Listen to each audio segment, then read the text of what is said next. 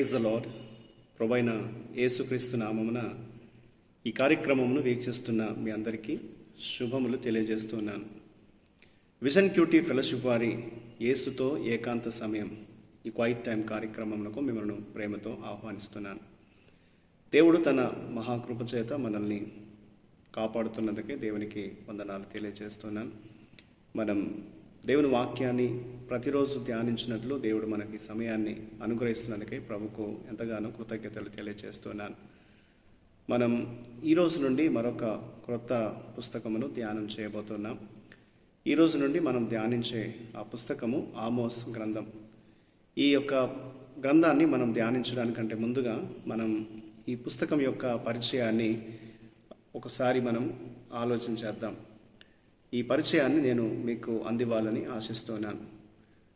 అతడు దేవుని మనిషి అని, దైవజనుడు అని ఒక వ్యక్తిని గురించి మనం విన్నప్పుడు మనకు గొప్పవాళ్ళు మన మదిలోకి వస్తూ ఉంటారు.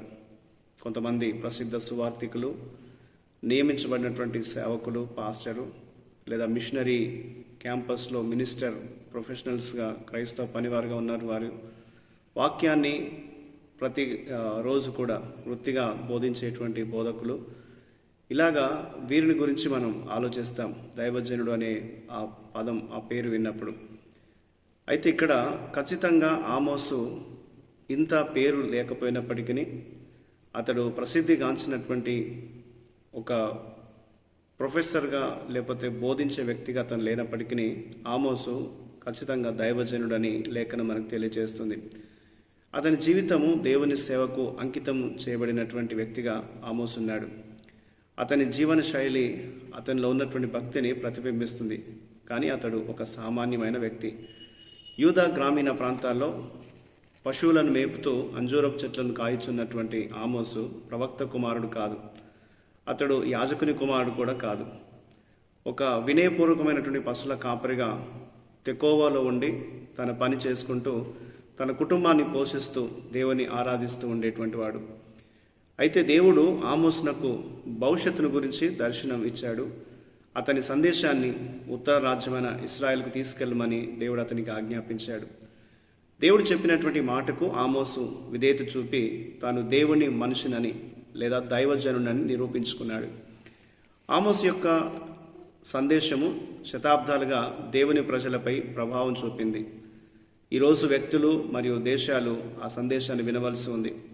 యూదాలోని దక్షిణాది సహోదరులను విడిపోయినప్పటికీ ఉత్తర ఇశ్రాయేలు ఇప్పటికీ దేవుని ప్రజలే. కానీ వారు మతం యొక్క పరిశుద్ధత చాటున జీవిస్తున్నారు. వేరే దేవులను ఆరాధిస్తున్నారు. పేదలను అణిచివేస్తున్నారు. ఆమోసు దక్షిణాది నుండి మండుతున్న నిర్భయమైన నిజాయితీ గల కాపరిగా వారి పాపంతో వారిని ఎదుర్కొన్నాడు. రాబోయేటువంటి తీర్పుల గురించి ఇశ్రాయేల్ని హెచ్చరించినాడు అనేది ఈ యొక్క ఆమోస్ గ్రంథంలో మనం చదువుతాం. ఆమోసు పుస్తకము ఒక వినయపూర్వకమైన గొర్రెల కాపరి తన గొర్రెలు కాస్తున్నప్పుడు ప్రారంభమవుతున్నట్లుగా మనకు తెలుస్తుంది. ఇశ్రాయేలు ఉత్తర రాజ్యానికి, దాని పొరుగున వారికి ఏం జరుగుతుందో దేవుడు అతనికి దర్శనం ఇచ్చాడు. దేవుడు తనకు వ్యతిరేకంగా పాపం చేసినటువంటి, తన ప్రజలకు హాని చేసినటువంటి అన్ని దేశాలను ఖండిస్తున్నాడు. సిరియాతో ప్రారంభించి ఫిలిస్తీయా, తూరు, ఎదోము, అమ్మోను మరియు మోయాబుల మీదుగా త్వరగా వెళ్ళి ఆమోసు ఈ దేశాలన్నింటినీ కూడా ఖండించినట్లు ఈ యొక్క గ్రంథంలో చదువుతాం. ఇశ్రాయేలు ఈ మాటలకు ఆమెన్ అని అరవడము మనం దాదాపుగా వినవచ్చు.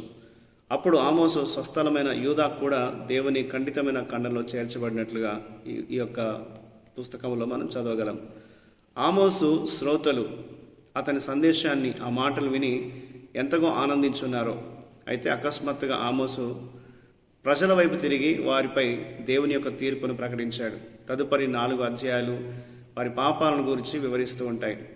యాజకుడైన అమధ్య జోక్యం చేసుకొని ఆ ఆమోసును బోధను ఆపడానికి ప్రయత్నించాడు. అయినప్పటికీ నిర్భయంగా ఆమోసు దేవుడు తనకిచ్చినటువంటి భవిష్యత్తును, ఆ తీర్పు యొక్క దర్శనాలను నిర్భయంగా అతను వివరించడం కొనసాగించాడు.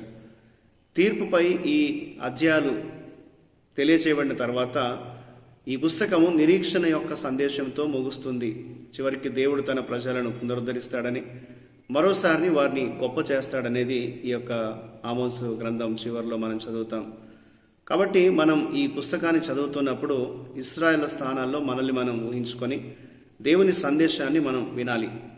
మనం ఆత్మ సంతృప్తిని పెంచుకున్న వారుగా ఉన్నామా, లేదా ఇతర ఆందోళనలు మన జీవితంలో దేవుని స్థానాన్ని ఆక్రమించాయా, మన అవసరతలో ఉన్న ప్రజల్ని విస్మరిస్తున్నామా, లేదా పేదల్ని అణిచివేస్తున్నామా అనేది మనల్ని మనం పరిశీలించుకోవాలి. ఇటువంటి పరిస్థితిలో దేవుడు ఏం చేయమని మనల్ని పిలుస్తున్నాడో దాన్ని నమ్మకంగా చేస్తూ ఆమోసు వలె మనల్ని మనము దేవునికి అప్పగించుకోవాలనేది దేవుడు మనకి జ్ఞాపకం చేస్తున్నాడు. ఆ విధంగా చేసినట్లయితే, దేవుని పిలుపుకు మనం లోబడినట్లయితే, మనం కూడా ఒక దైవజనుడి వలె దేవుని మనిషిగా మనం కావచ్చును. కాబట్టి స్పష్టమైన పిలుపును మనం వినాలి. అది మనం ఎక్కడికి నడిపించినా, దేవుడు మనల్ని ఎక్కడికి తీసుకెళ్ళినా, దేవుని యొక్క సందేశం దేవుడు మనకి ఏమని తెలియచేయమని చెప్తున్నాడో దాన్ని మనం అందించేదిగా, దేవుడు చెప్పింది చేసేవారుగా ఉండాలి అనేది ఈ పుస్తకం మనకు తెలియజేస్తోంది. ఈ గ్రంథం యొక్క ఉద్దేశం, ఎందుకు ఇది రాయబడింది అని మనం ఆలోచిస్తే, ఉత్తర రాజ్యమైన ఇశ్రాయేలు వారి అసంతృప్తి, వారి విగ్రహారాధన మరియు పేదల అణిచివేతపై దేవుడు ఎలాంటి తీర్పును ప్రకటిస్తున్నాడో ఈ గ్రంథం తెలియజేస్తుంది. దీన్ని రాసిన రచయిత ఆమోసు. దీన్ని పొందుకున్నటువంటి వ్యక్తులు, అసలు ప్రేక్షకులు ఎవరనగా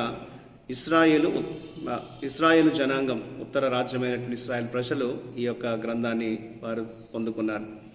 ఈ యొక్క గ్రంథం యొక్క నేపథ్యాన్ని, పూర్పు మనం గమనిస్తే, ఇశ్రాయేల్ యొక్క ధనవంతులైన ప్రజలు శాంతిని మరియు శ్రేయస్సును అనుభవిస్తున్నారు. వారు చాలా ఆత్మ సంతృప్తితో వారు జీవిస్తున్నారు. ఇదే సమయంలో వారు పేదల్ని అణిచివేసేవారుగాను, బానిసలను అమ్ముకునేవారుగా ఉన్నారు. అయితే త్వరలోనే ఇశ్రాయేలు అష్షూరు చేత జయించబడుతుందని, ధనవంతులైన వారు బానిసలుగా మారుతారని ఆమోసు వీరికి తెలియచేశాడు. ఈ గ్రంథంలో ఉన్నటువంటి ప్రత్యేకమైన విషయాలు మనం గమనిస్తే, ఆమోసు పశుల కాపరి మరియు వ్యవసాయ అనుభవం నుండి వచ్చినటువంటి వ్యక్తి. అయితే ఆయన అద్భుతమైనటువంటి రూపకాలను ఈ యొక్క గ్రంథంలో ఉపయోగించాడు.